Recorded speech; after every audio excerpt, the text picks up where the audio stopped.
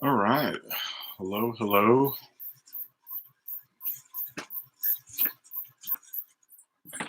Well,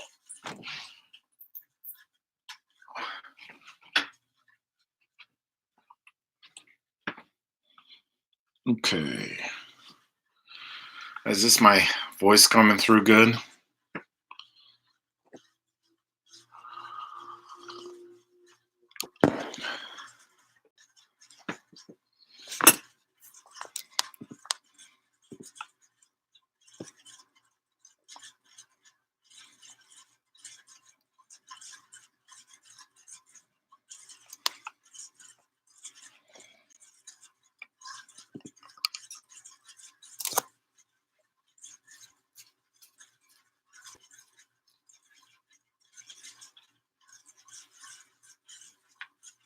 Awesome.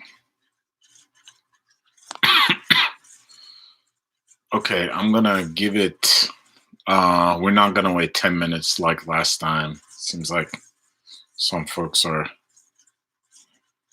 uh just not attending the lectures, but um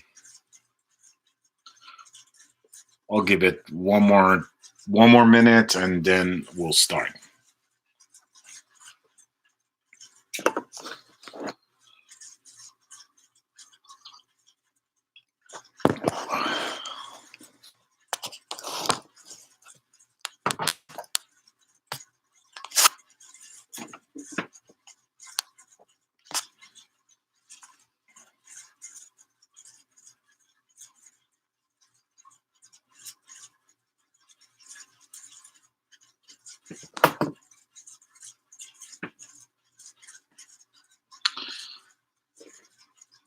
Okay.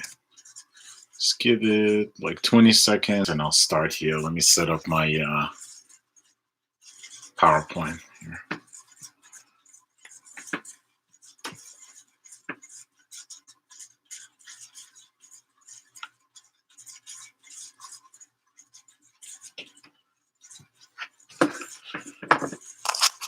Guys, this is the sound of the fan interfering with the lecture voice. I can turn it off. I don't know how much of it is being picked up.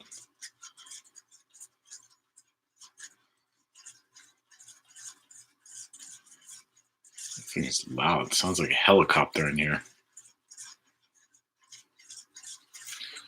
Let me just turn it off.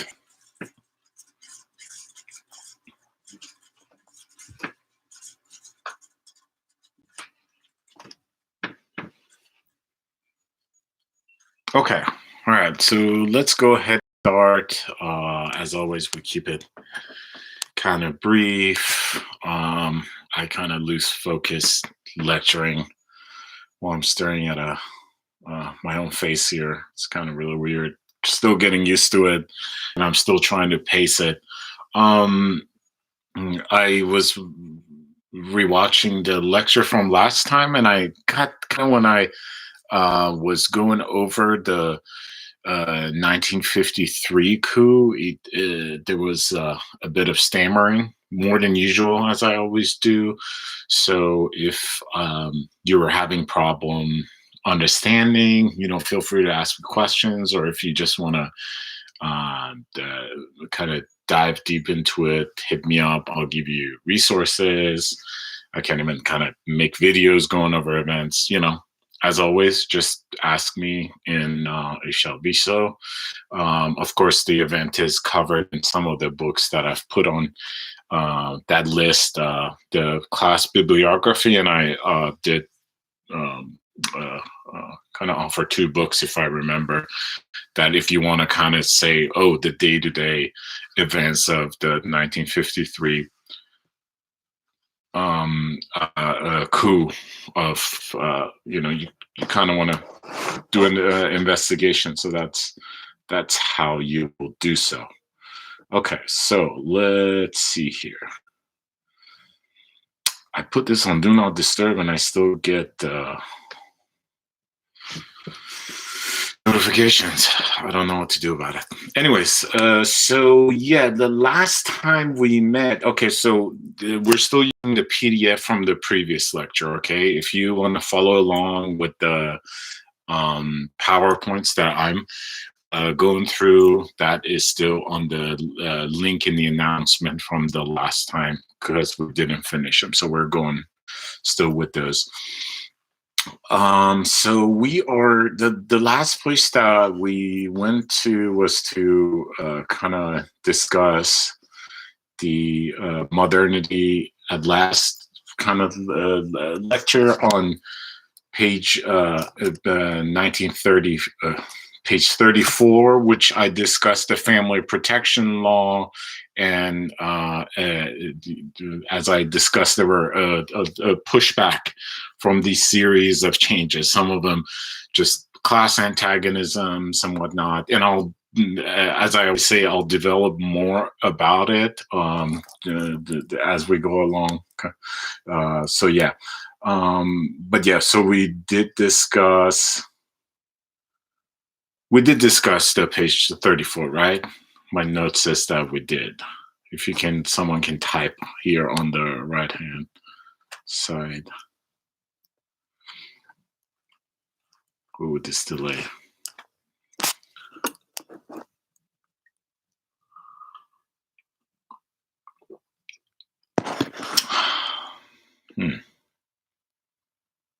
Okay, well, I'm going to go ahead and go to slide number 35.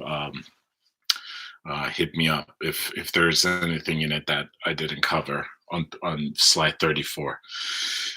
So this is the kind of, I named this kind of modernity and its discontent, kind of playing off the Freud's book of this same name, because what I want to discuss is we some of, again, a little more about what are some of the grievances that are brought up against the government and the regime of the Shah and the kind of cultural milieu at this time.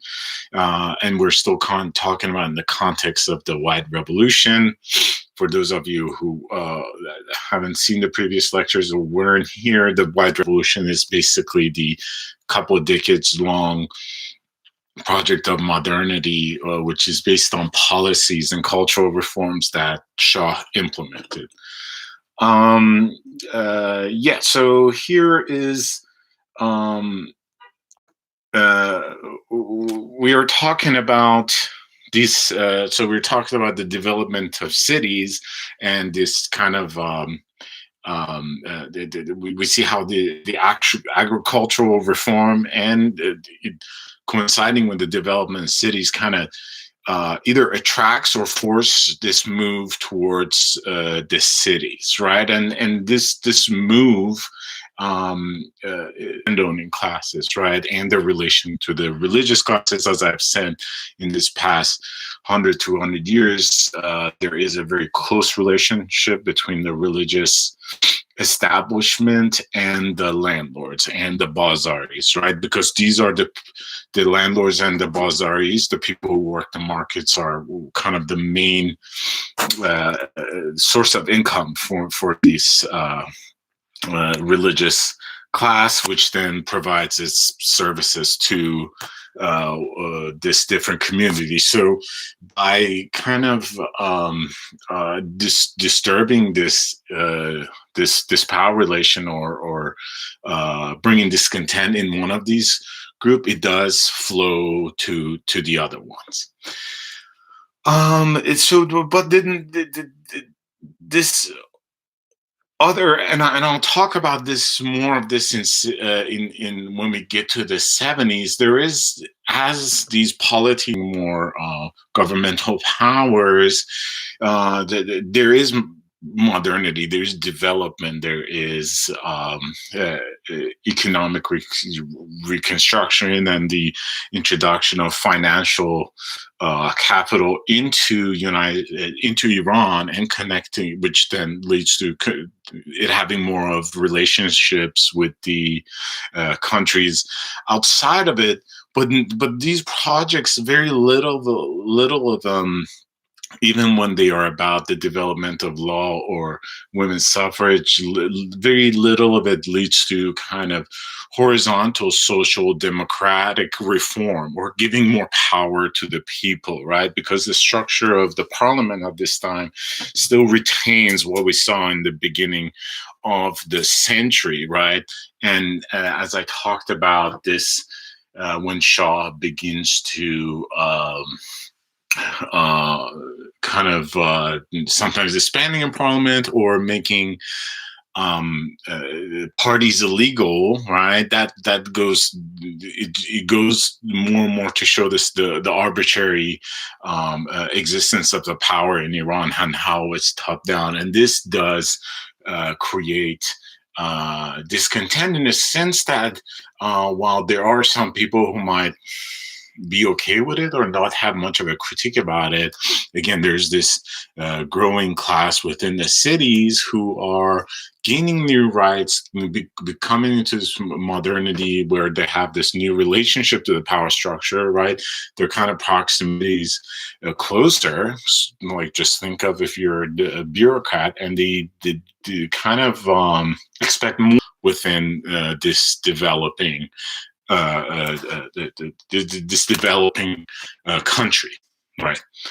Um, right. So, and that is where the third kind of bullet point in the slide is telling you that. So in the early 60s, and I'll get to this later, there even we start to see guerrilla resistance. I'll leave that for later on because I really want to touch upon it. But just know that that is happening. Constant colonial. Oh, most definitely, most definitely. Continue disenfranchising other agendas. Okay, so there's one of your classmates is typing in the chat box. You guys can follow and read along. So the question is, do you think that the Shah's constant quarreling with the opposition contributed to his eventual upheaval, in the sense that by continually disenfranchising other agendas, created begs for his upheaval to unite against them? Yes, this is very true. And I'll try to kind of bring emphasis on this, that even though there are at this time developing these interest groups, right? And these interest groups have economic and social power to some sense, even the little bit that is being distributed to them, even though this is happening at a very fast space, right? Like, my parents are living through this very quick, and the kind of change of how people relate to their country and how much say they have in it. So even though there are the nationalists, the Marxists, the religious crew, the landlords, the bazaars, even though these seem like to be the separate interest groups, the way they cannot make themselves heard within the way Shaw is kind of pushing the country forward in his own mind, right? That we got to do this quick. We don't have time for too much deliberation. We're going to go ahead. That kind of discontent, that seeing that they have no say, it brings them together in very kind of strange and novel ways at some point, to a point where I'll talk about this, maybe not today, but on Monday, where you start seeing like the development of like Marxist Muslims, or things like that, or the parliamentaries who are have relationships with the Leninists, right, who don't believe in a state at all. So yeah, it does kind of bring these people together, and they do focus on their Shah. But this discontent brings this mode of critique of government that is sometimes it's and this is also in retrospect, right? Because now we have the ability to go and study these things, that these critiques that are not very much based on truth in a way become, because people become so suspicious of their government. And you see this right now in the United States, for example, where this idea of conspiracies really kind of becomes a very dominant mode of epistemology, right? This unknowing leads to assumptions that then catch up with society. For example, one that I briefly touched upon in the last lecture is that the Shah is the tool of the foreign governments. Right. So the Shah is actually developing these relationships with governments and outside. But even at this time, yes, he's doing a lot of deals with the United States, especially buying a lot of weapons. But he's also being very resistant to outside influence, be it the Soviets, the Chinese, or the French, or the British, or United States, because to him, he wants to be an independent actor. He wants the independent country, right? Which is seemingly something that is shared within Iran at that point, but because there's so much kind of distrust within the people, and things are kind of moving in this undemocratic way, that does kind of lead to almost everything he does is kind of translated as him doing something wrong, right? Yeah, so to answer your question, very much so. That disenfranchisement, it becomes very crucial. Yeah, so search for a minute. Yeah, so at this time, this kind of separation between the Iranians and their government leads to the development of these certain identities that I want to talk about, and we can, yeah, let's move to the next slide on 36. But keep in mind the last point on the slide 35, right? So at this time, there is this idea of pan-Arabism and pan-Islamism is catching on. This idea that Islamic nations or Arab nations have to come into coalitions together in order to develop and to protect themselves and all that. And these ideas are catching up. Some countries, for example, like the Ba'athist Party in Iraq, supposedly accepted, but in the back door, they're making other deals, right? For example, Iran and Israel's relationship in this, and there's a good book on this. I think I read it a very long time ago. I think it's called The Treacherous Alliance, which is like how Iran, from one sense, was, because it was the only other Arab nation within this region, right? Or as the Shah articulated in an interview, like Iran is only in the Middle East by the accident of history, right? Because we're Aryan, blah, blah, blah. Iran was very much in contact with Israel, right? But at the same time, when this is backdoor deals, right? But in public, the Shah often had to like criticize Israel or, kind of flex, you know what I mean? In order to please the Arab countries, which he already also needed, right? Or even between Arab countries, a lot of them were distrustful of Saddam Hussein's increasing ambitions, and they would have to make deals with each other. For example, Iran and Syria, right? Or Iran and Egypt. So you get the idea.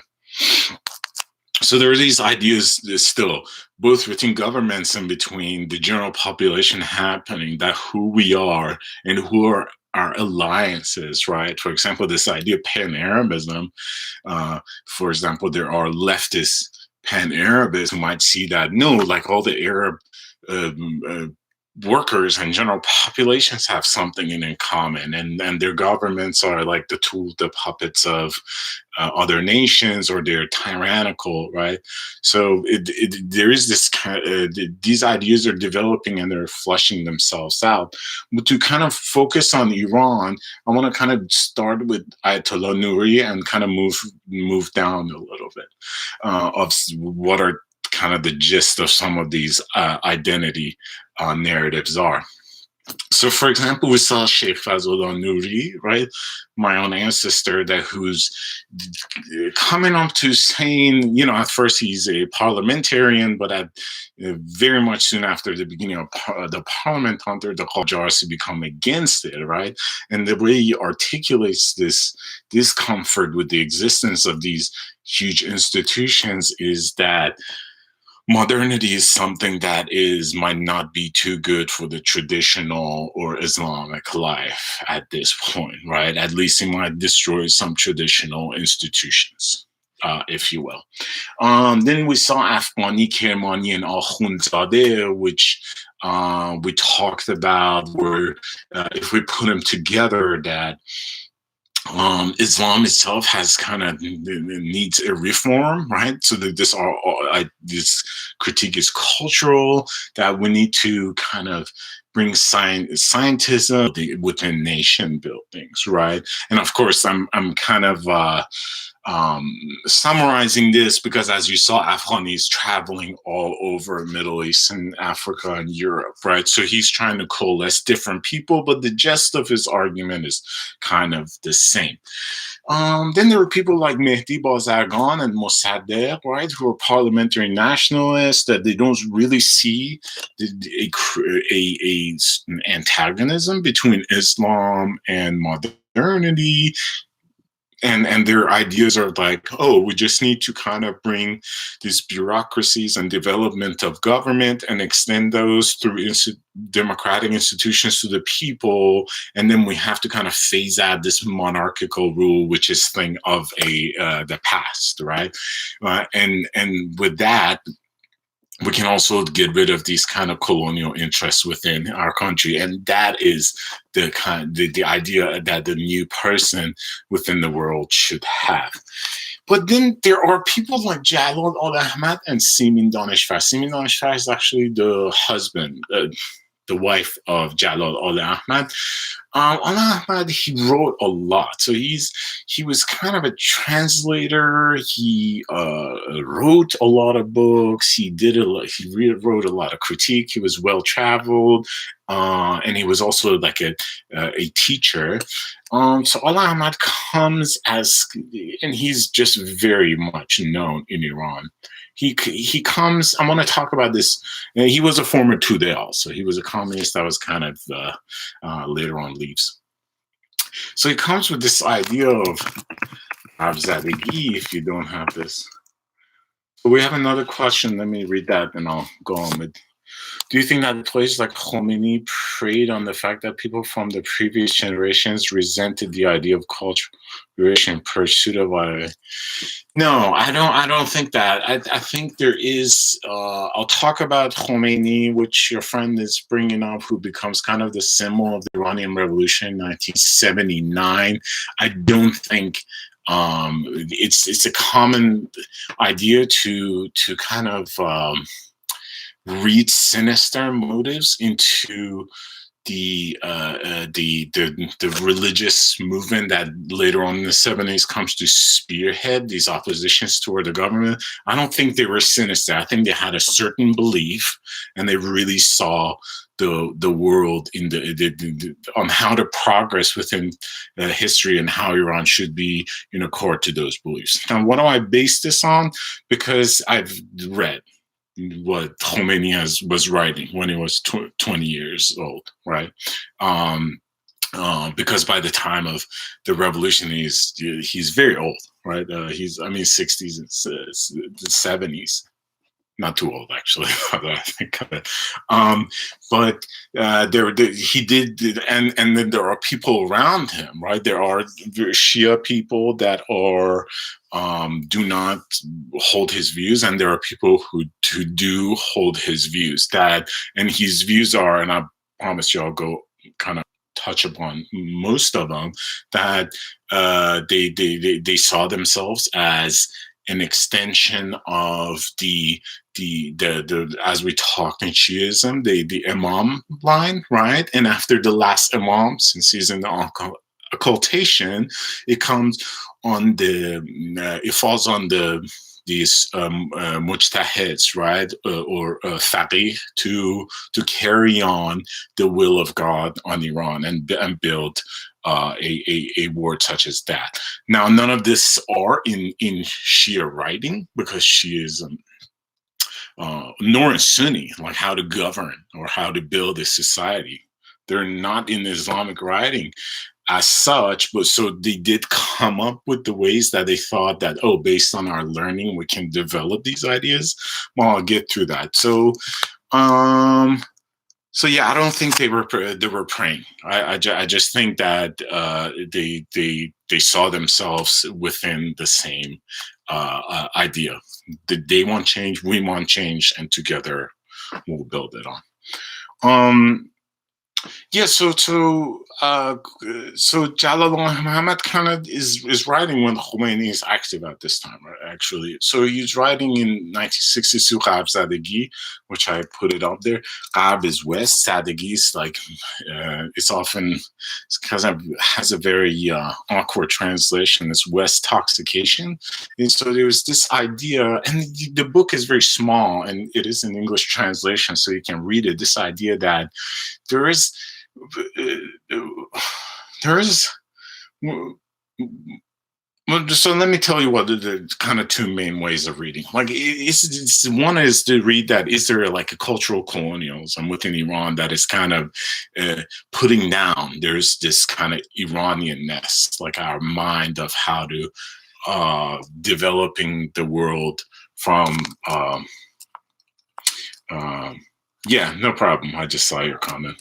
But I'll talk more about this. Yeah, don't worry about it. Any question is a good question. Um, yeah, so one is that, oh, there is these like all these Western kind of cultures which are derived from like Greek thought that are imposed upon Iran, which kind of stifles the way of how like an Iranian might think and kind of be creative about what modernity means to them, and then build that world. And then there's another ways that to see it that no, it's like the general consumerism within today's world in general, everywhere, is stifling this certain active essence within humanity, which is creativity, right? There are other ways to read it. The book is short. I invite you to read it and see what you can get with it. But it definitely makes for an interesting discussion. But nevertheless, Rhapsody becomes kind of a term within Iran at this point, and it catches on and is still used as such. This idea when you see that someone is not being, in a sense, authentic. Right, that they're just kind of being too, for example, another name for these people that were not authentic or too Western becomes faucoli, which is faucol is French for bow tie, and because they would dress up as like French intellectuals within Iran, like that kind of became a term for them, right? That I think, oh, they're intellectuals, they've studied so much, but in a sense, they're just imitators, right? They're not original thinkers, right?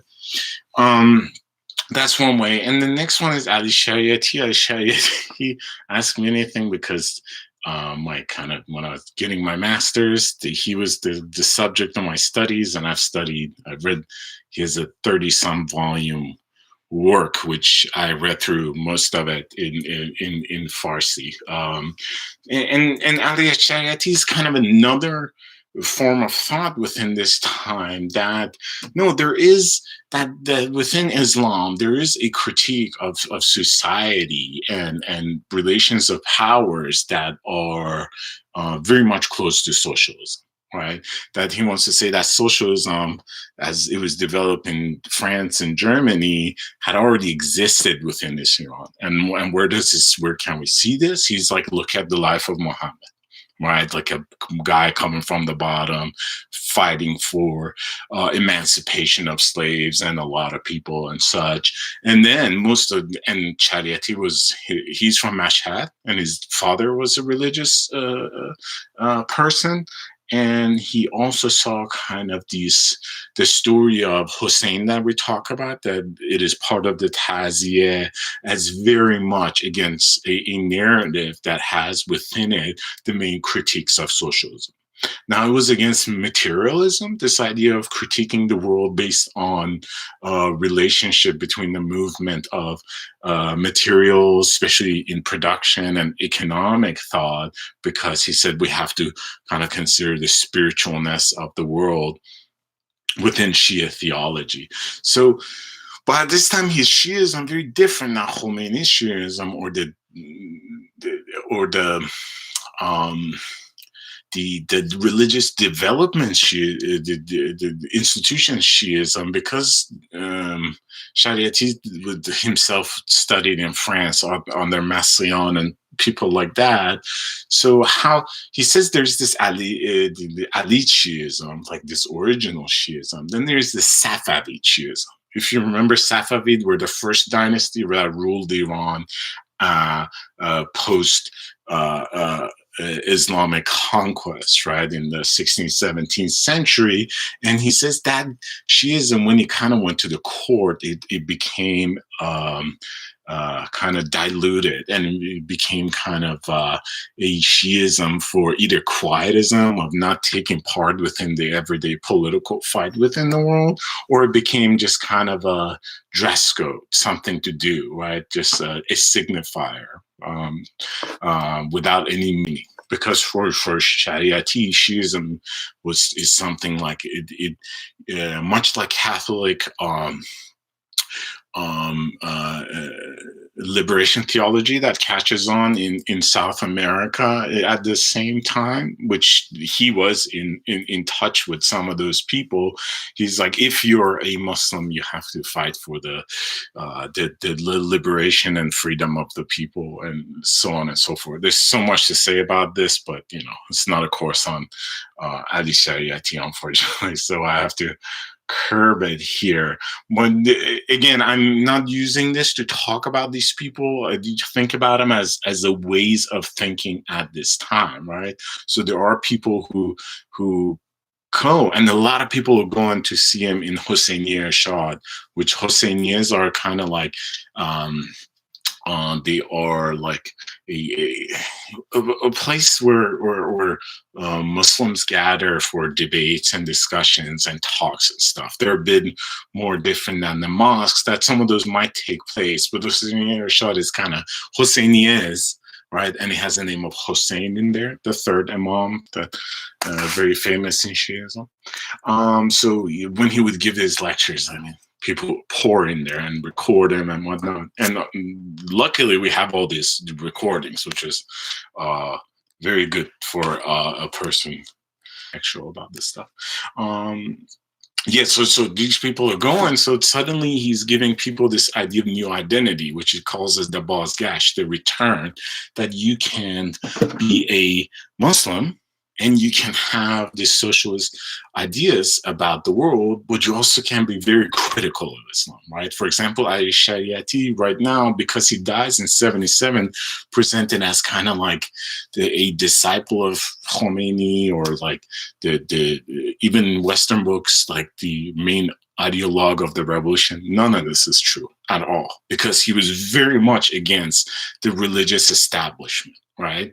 He saw the religious establishment the way he saw the Safavid Shiism, as something that is tainting this liberatory aspect of Islam. So that was very enticing to young people who see people in amameh or the religious garb, and they seem as backward, to suddenly say that, oh, okay, so I'm a Muslim, but I'm also an activist. right? So that idea also catches on, right? I'm also an intellectual, right? I read Jean-Paul Sartre, and I read Old Ahmad, and Simin Danish, and names go on, right? You get the idea. So these are kind of some of the ideas here.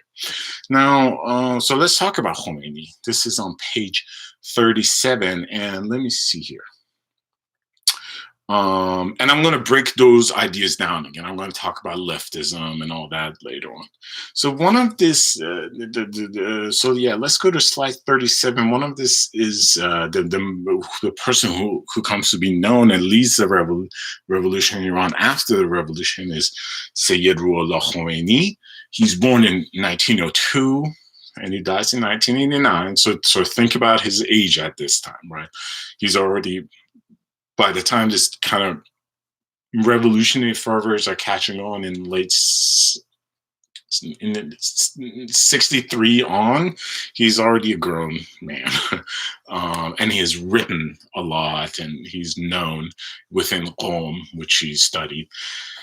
He's from Khomein, so that's where his name comes from, Khomeini. Khomein is in the central province of Iran, very close to Qom, and where my father's family is actually from.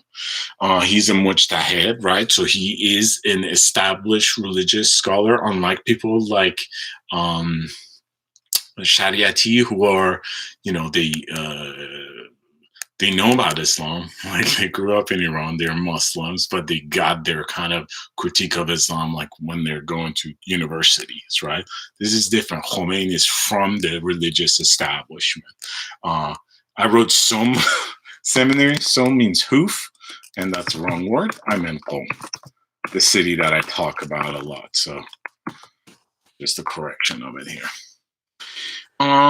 So Khomeini he becomes kind of an activist, and this is a new thing, kind of for these people from a religious establishment to be activist, but he is especially against the white revolution. Like, for example, one of the articles that he writes, and he writes a lot, and he records all his seminars, and you can still find these recordings because they would tape them at this point and then distribute them.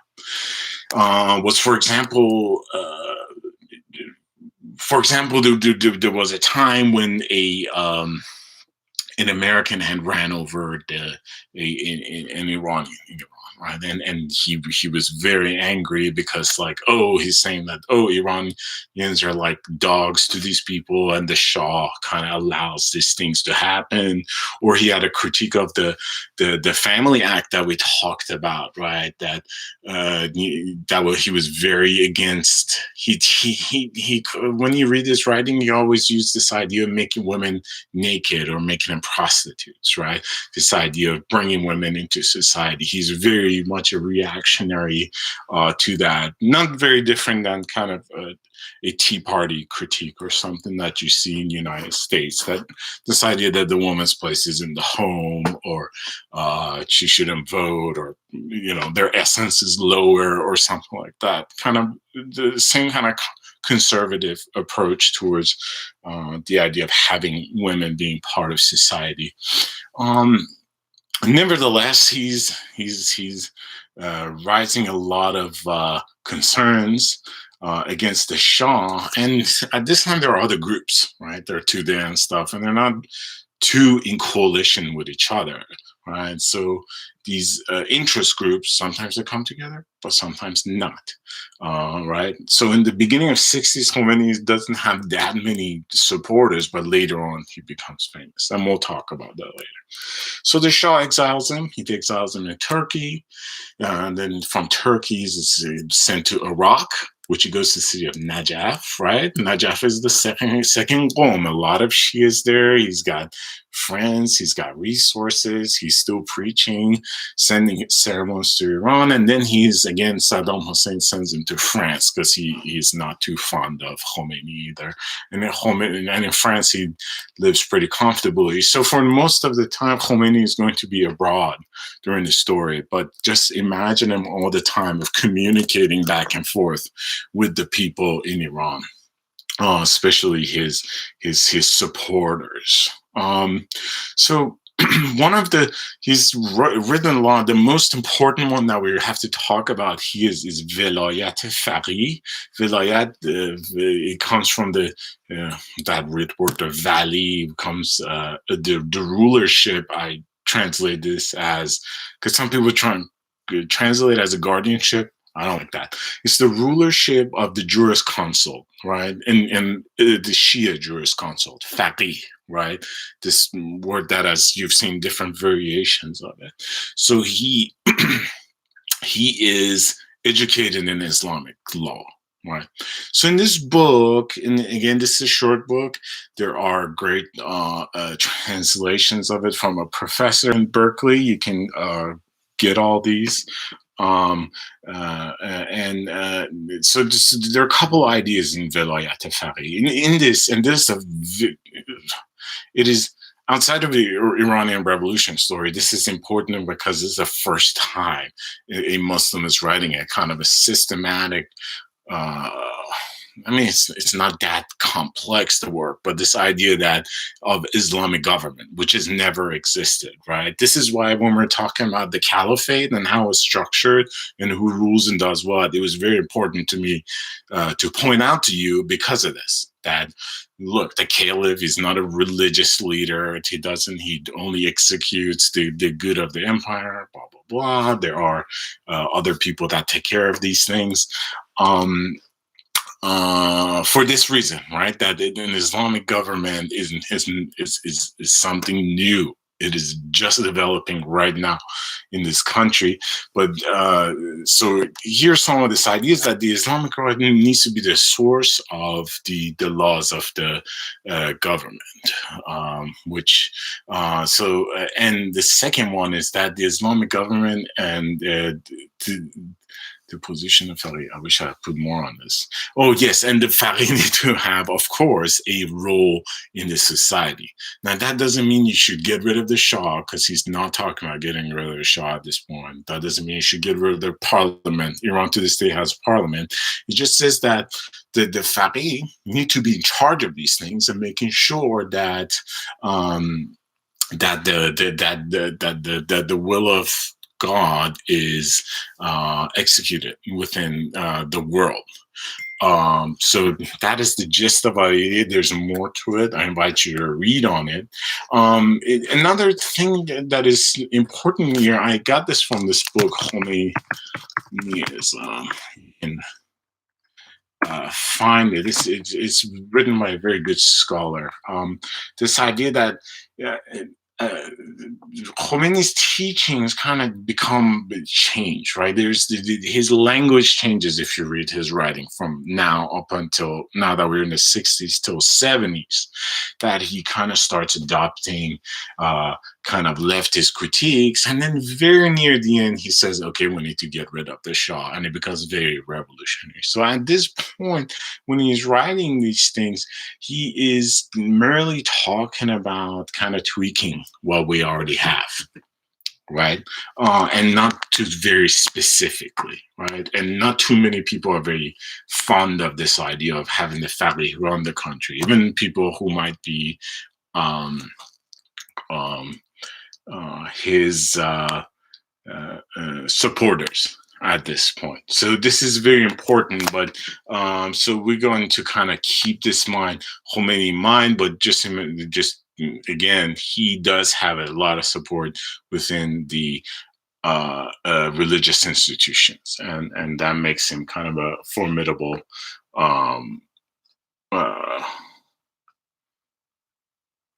figure within Iranian history. Okay, so I'm going to stop here, but I want to open this up if you wanted to get a question in. I saw that some people still haven't submitted their midterms and stuff. If you have a question about the class in general, put that on, or how grades are done or anything. I'm just going to leave this open for a couple of minutes. if not, you guys can log off. I'm going to go ahead, as always, post this, and our classes are just going to happen at the same time that we would have our class. We'll just do it like this, and then I'll post the video up online. If you might ask, why not just post this at this? Go ahead and post these videos. I want you to have the ability to ask me questions while I'm lecturing, right? It's kind of easier rather than kind of sending me an email and stuff. That's okay too, but you can do that. Regarding to the okay, so we have a question regarding to the communist goods. I've heard from a few different people and sources that the mullahs, in the sense, hijacked the revolution from the communists. How do you feel about this claim? I think that claim is very wrong. Because I feel like this thing can be gone. The legitimate entire people who follow Khomeini. Yes, you're very right. So let me give you the answer of people who are actually that I've met who are actually involved with both the revolution and kind of scholars are revolution. And one is Behruz Amari Tabrizi. Amari Tabrizi actually turns this formulation around because he says that no, it was actually us leftists that were trying to steal uh, um, the revolution from the religious people. And why does he say that? That yes, there was a prominent leftist and nationalist and parliamentary and all these critiques around, including separatist groups like the Kurdish and some Turks and whatnot, and subsidiaries within those groups. But by the near of the 70s, the language that the revolution movement is articulated becomes very much Islamic, right? Now that means that you have Marxist Muslims and Islamic Marxists, right? That are kind of changing things around, and I'll talk more about this. For example, there are people that are saying that we need to have a communist revolution, right? But then they say, oh, within this communist revolution, there's already a it's not like Shariati, right? Like Gole Sorhi, that this the idea of revolution is already exists within the Islamic being, right? That we don't need to have a revolution and then, for example, make the Velayat Fari, which Khomeini was, that we're going to have a secular government, right? But people are going to be kind of imbued with this essence that is now free, right? That can now be itself rather than a thing of imitation, an identity that wants to be French, an identity that wants to be this or that. We'll build a new Iran, or even an identity that is trying to be rebuild the 1917 revolution, Bolshevik revolution, or the Chinese Communist revolution, or the South Vietnam revolution, right? That it can be of itself. So that argument is very tired. You hear it in diaspora that the mullah stole the revolution. They were fighting just like everybody else for a revolution. They were activists. They were partaking. It just happened that after the revolution, they won over.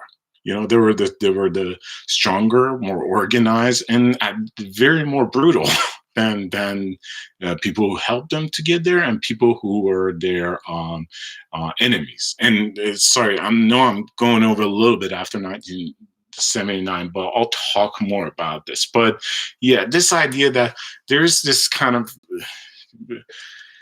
prevalent critique that Islam is something outside Iran, and these things are just not true. Within the revolution, after revolution, before revolution, there are Muslims, they're active, they're doing their part, and they have as much claim to anything. It's politics, right? You either win or sometimes you're dead. That's just the way it works. Does that answer your question? It was kind of a long run, but Behruz Qamari Tabrizi is a very good kind of source for that because he was actually in the revolution himself. I think his name is in the class bibliography.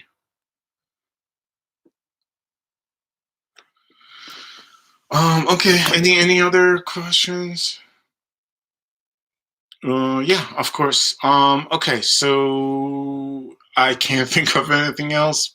Please get in touch. If you haven't done your work, I push back the dates because these are weird times. I want to pass everyone with an A. So please, if you have any questions, if you're wondering how to submit your work, please hit me up. And you can do all this online. I've already set everything up for you. So you can always do it. The dates are there. But ask me questions and stay safe. And thank you. Thank you so much. I'll see you guys on Monday. Bye.